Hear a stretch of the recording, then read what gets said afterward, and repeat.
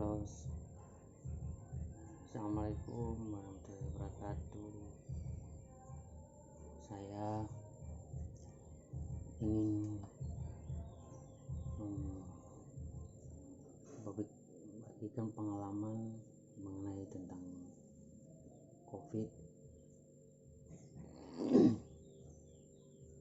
khususnya pada masyarakat Kepulauan Sula,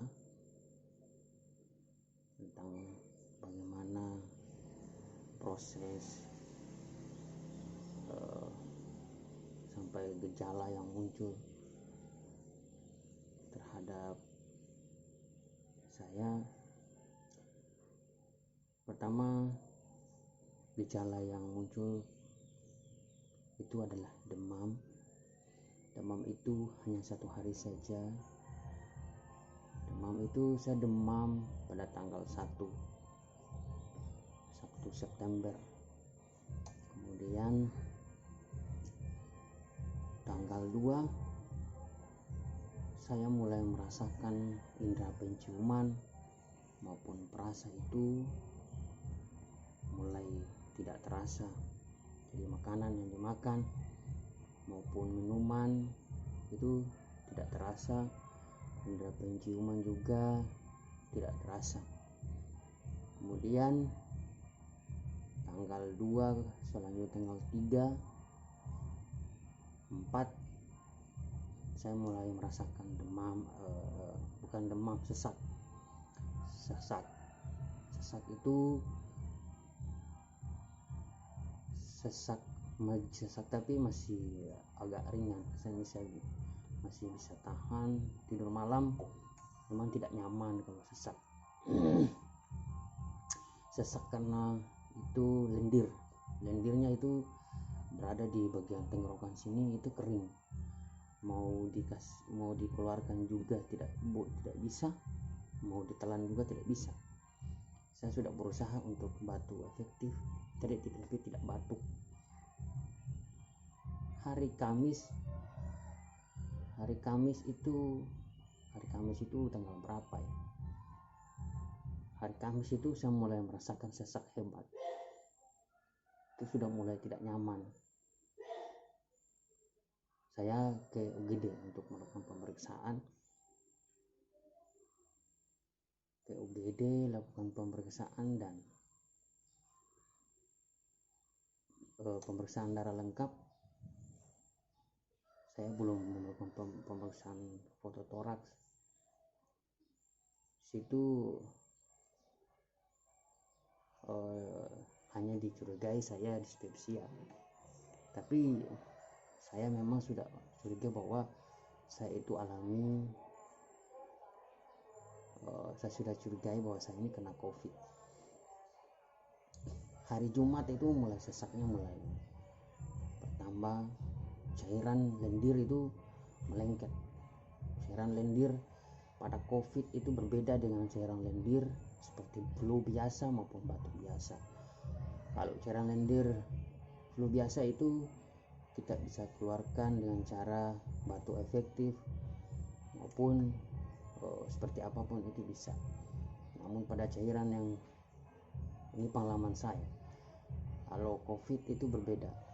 Cairannya itu dia melengket, dan walaupun sudah dikeluarkan mulai melalui mulut maupun batuk, dia tetap masih melengket. Saya sudah berusaha keluarkan, tapi harus ditarik. Dia melengket, ditarik.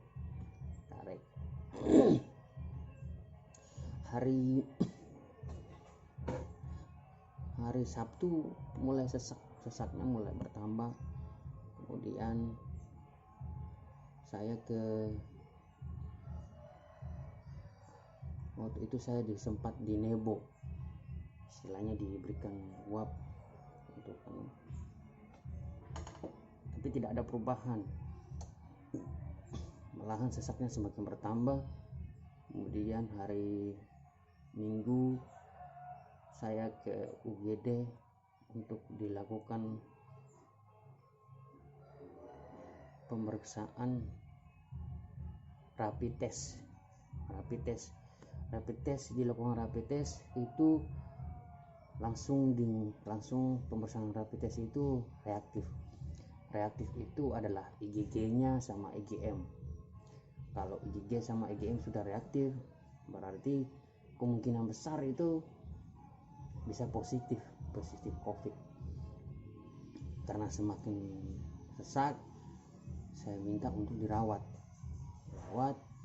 sambil menunggu untuk dilakukan pemeriksaan swab test.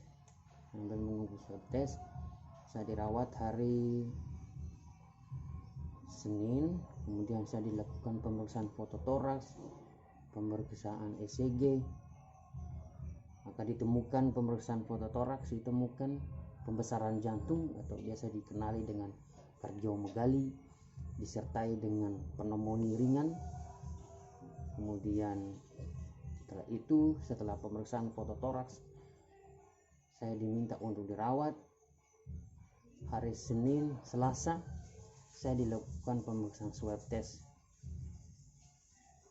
Selasa, Rabu dilakukan pemeriksaan swab test, dan hari Sabtunya itu mendapatkan hasil kiriman dari pemeriksaan swab test dan dinyatakan positif COVID-19.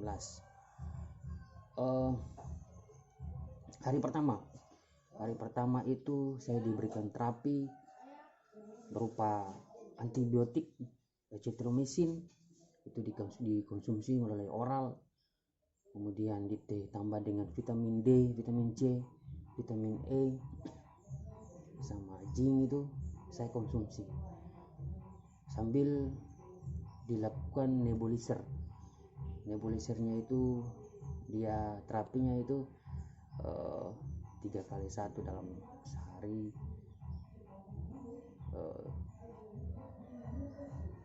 Dilakukan 3x1 nebulizer untuk mengencerkan dahak, ditambah dengan obat pengencer dahak yaitu NAC, ditambah dengan Ambroxol. Sambil dilakukan obat terapi itu, tapi perlu yang kita harus lakukan adalah kita harus rutin melakukan posisi proning. Kalau posisi proning itu biasa dilakukan dengan cara sujud ya. Iya, sujud. Kenapa harus dilakukan posisi proning? Biar cairan sekret yang ada di paru-paru itu bisa keluar, minimal mendorong untuk keluar. Kalaupun sudah konsumsi obat pengencer dahak, biar bisa membantu, sambil mengkonsumsi air jahe. Tapi kalau saya air jahe, kalau selesai minum air jahe itu perut kembung, kemudian disertai mual muntah, tidak nyaman. Hari Senin, Selasa, Rabu saya dirawat 3 hari, itu saya merasakan perubahan, sesaknya mulai berkurang. 3 hari itu saya sudah lepas O2. Kemudian tetap suplemen vitamin maupun antibiotik tetap masuk, tapi erythromycin itu saya konsumsi hanya 5 hari saja. Nanti setelah 5 hari obat diganti dengan obat antibiotik levofloxacin, itu dosisnya itu 500 mg per tablet, dikonsumsi selama 7 hari. Jadi lama perawatan saya itu di ruang isolasi COVID RSUD Sanana itu mulai terhitung dari hari Senin sampai hari Sabtu ulang, itu sudah 13 hari saya dirawat. Namun kalau dihitung dari awal saya bergejala sampai tanggal 21 itu saya sudah 21 hari itu. 21 hari. Kemudian obat setelah itu nanti obat vitaminnya diganti hari ke 7 ya. Ke-7 saya diganti obat vitaminnya itu ya Asinfort.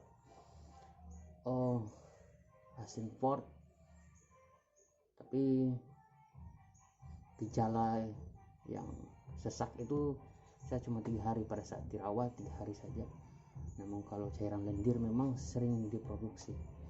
Jadi tipsnya itu adalah, pertama ketika kita kena COVID itu, yang pertama demam itu hanya sekali, kemudian disertai dengan setelah demam itu indera penciuman itu mulai hilang. Itu makanan juga kita makan tidak terasa, bau-bau juga kita tidak terasa. Kemudian disertai dengan sesak. Kalau teman-teman atau kerabat maupun saudara yang merasakan hal yang sama, cepat mengkonsumsi vitamin sambil melakukan pemeriksaan ke dokter atau puskesmas. Jujur apa yang kita rasakan, karena COVID ini harus ditangani dengan baik dan cara yang tepat, biar kita sama-sama selamat dan bebas dari COVID. Perlu juga saya sampaikan bahwa dukungan dari teman-teman, dukungan dari keluarga, dukungan daripada orang-orang terdekat adalah booster imun tersendiri untuk kita. Jadi ketika kita dinyatakan positif COVID, dukungan dari orang-orang terdekat itu sangat penting. Dukungan dari kerabat, keluarga maupun teman-teman, orang-orang terkasih itu paling penting, sehingga mampu mendorong kita untuk tetap semangat untuk melawan COVID-19. Jadi itu yang paling penting. Tetap jaga imun, jaga iman, saling kita berdoa, dekatkan diri kepada Maha Kuasa biar diberikan petunjuk, kekuatan untuk tetap melawan COVID-19. Perlu juga saya sampaikan untuk khususnya masyarakat Kepulauan Sula, tetap menjalankan protokol kesehatan, tetap pakai masker, cuci tangan, jaga jarak, hindari kerumunan. Perlu yang saya secara pribadi sangat sayangkan ketika wabah kita di sini belum bisa dikendalikan, tetapi masih ada sekolah yang melakukan aktivitasnya, masih ada aktivitas pesta di mana-mana, masih ada tempat perlombaan dan kerumunan. Ini yang berisiko untuk terjadi penularan yang sangat signifikan. Maka perlu yang harus diketahui bahwa COVID ini merupakan wabah yang memang tidak masalah kalau ketika teman-teman atau orang yang kena COVID itu tidak ada komorbid, maka mungkin gejalanya mungkin biasa saja. Tapi bagaimana orang yang dengan penyakit-penyakit penyerta lainnya yang sangat berisiko? Jadi jangan membuat opini yang mengatakan bahwa COVID ini hanya sebatas hoax, tapi memang ini ada dan karena mungkin banyak masyarakat yang tidak percaya bahwa COVID ini ada, karena mungkin banyak yang dinyatakan positif tapi tidak merasakan yang bergejala. Tapi ingat, ketika orang akan merasakan gejala seperti saya, maka akan merasa hal yang tidak seperti biasanya. Jadi harapan saya ke depan bahwa masyarakat Kepulauan Sula tetap menjalankan protokoler, tetap menjaga imun dengan baik biar kita semua selamat dari virus yang memang sangat mematikan. Jadi harapan saya bahwa saat ini pesta masih ramai sudah diadakan, ya pesta masih ada di mana-mana, kegiatan-kegiatan perkumpulan maupun kerumunan masih terjadi. Ada sekolah yang masih dilakukan aktivitasnya. Saya mungkin menghimbau bahwa hal-hal seperti ini mungkin kita hindari dulu biar bisa menekan angka penularan COVID-19. karena kita ingin selamat, kita ingin melindungi keluarga, melindungi kerabat, melindungi semua seluruh lapisan masyarakat yang ada di Kepulauan Sula, biar kita sama-sama terhindar dari wabah